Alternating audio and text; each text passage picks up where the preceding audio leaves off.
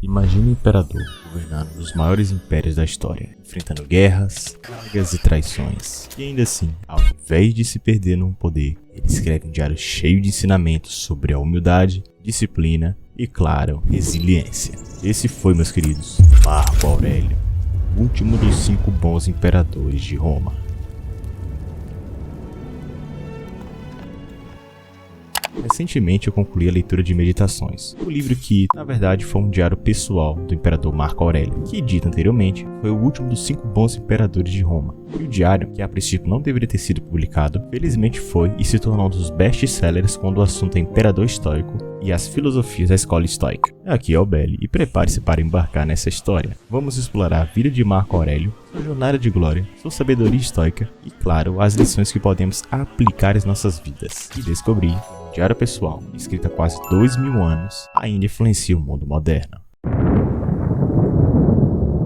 Ao pensar em imperadores romanos, normalmente imaginamos figuras como Nero, que incendiou Roma, ou Calígula, conhecido por sua loucura e excesso. No entanto, Marco foi totalmente diferente. Ele não era um tirano ou alguém que buscava poder a todo custo. Ele era um filósofo, um líder preocupado com a justiça e o homem que viu o poder como um dever e não um privilégio.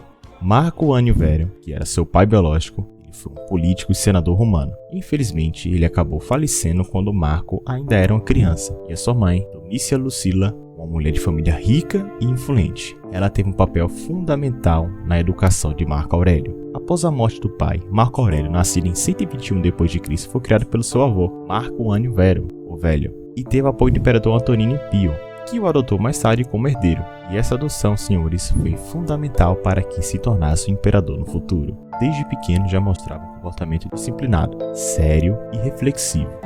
Bom dia, guru! Caralho, porra, que susto, caralho! Tanto que o imperador Adriano, que governava Roma na época, o enxergou como um sucessor em potencial. Pelo amor de Deus, cara. Desde jovem, Marco Aurélio foi treinado para liderar. Mas, em vez de se encantar com os luxos e os privilégios do império, ele mergulhou no estudo profundo da filosofia estoica. Diferente de outros futuros imperadores que se dedicavam às festas e banquetes, ele preferia passar o tempo com livros, sábios e mestres da filosofia. Em 161 d.C., assumiu o trono de Roma ao lado de Lúcio Vero. Algo raro, pois Roma sempre teve um único imperador. E é importante frisar que ele não nasceu para ser imperador, mas ele foi escolhido por total mérito. Marco governou Roma no auge do seu poder, enfrentando crises como guerras e pestes, e destaca-se as habilidades de liderança durante as lutas no campo de batalha. O seu reinado durou quase 20 anos, sendo marcado por desafios extraordinários. No entanto, se você acha que governar um império gigantesco como Roma era fácil, Marco Aurélio pode provar ao contrário. Seu reinado foi marcado por guerras extremamente brutais, pandemias devastadoras e grandes desafios administrativos. Mesmo assim, ele manteve a calma, liderou com sabedoria e deixou um legado que ecoa até os dias de hoje. E apesar das guerras, Marco nunca abandonou a política interna, e foi algo crucial em seu governo. Ele acreditava que o império forte não era apenas por vitórias militares, mas também de justiça e governança eficiente. Ele protegeu órfãos e viúvas, garantindo o apoio do governo. Criou medidas para evitar abuso de senadores e magistrados corruptos e algo que é raro de acontecer. O cara simplesmente equilibrou os impostos, sem sobrecarregar os mais pobres. Se bem que o Brasil poderia aprender com Marco Aurélio. Aprende aí, Foda-se a taxação! E por fim, respeitava as diversas culturas dentro do império, permitindo certa liberdade religiosa e cultural. O cara era foda demais.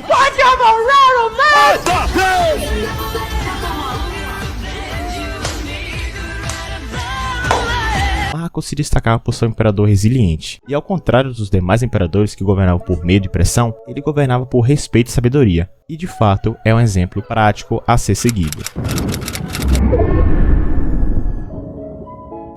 Como nem tudo são flores, enquanto ele guerreava, um inimigo invisível começou a dizimar a população romana, a peste antonina.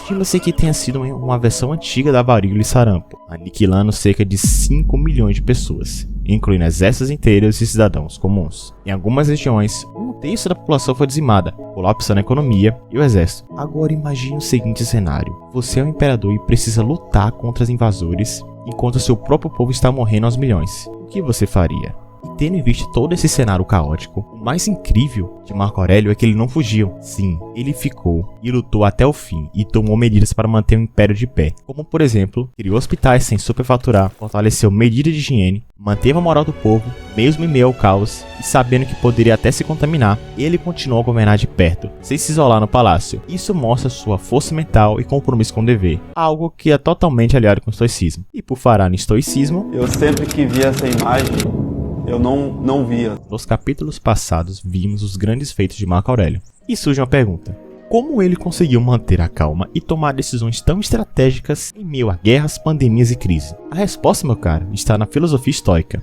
que guiou sua vida e está registrada em seu livro Meditações. Um livro excelente. Se você já ouviu alguém dizer, seja forte, não reclame, lide com os problemas com calma, saiba que essa mentalidade vem diretamente do estoicismo, que é uma filosofia prática que ensina a aceitar o que você não pode controlar, focar no que está no seu alcance, e dentro dessa filosofia, as emoções excessivas atrapalham a tomada de decisão. E claro, que dentro dessa perspectiva, o sofrimento é causado pelas nossas próprias percepções, como dito no vídeo anterior sobre o Gaules. Tendo como base esse contexto, como você já sabe, Marco ele nunca escreveu um livro pensando em publicar. Meditações era apenas um diário pessoal, onde ele escrevia para si mesmo. E seus escritos, de forma geral, falam sobre como manter a calma em tempos difíceis, como ser um bom líder sem se corromper pelo poder, e o mais forte, como lidar com a morte, perdas e fracassos. Isso envolve o fim de todos e também a perda daquilo que a gente ama. E uma coisa que vale lembrar é: a felicidade da sua vida depende da qualidade de seus pensamentos. Marco Aurélio ele escrevia para lembrar de que o poder era passageiro, e que a vida era curta e que deveria sempre agir com justiça. Diferente de outros imperadores que enlouqueceram com o poder, Marco Aurélio governou como um verdadeiro filósofo estoico. Guerras e desafios, ele enfrentava sem desespero nenhum. Traições e dificuldades, ele as aceitava e seguia em frente. Morte e doenças, ele via como parte natural da vida, como tudo deve ser. E você, caro gafanhoto e gafanhota, como vem lidando com os problemas da vida?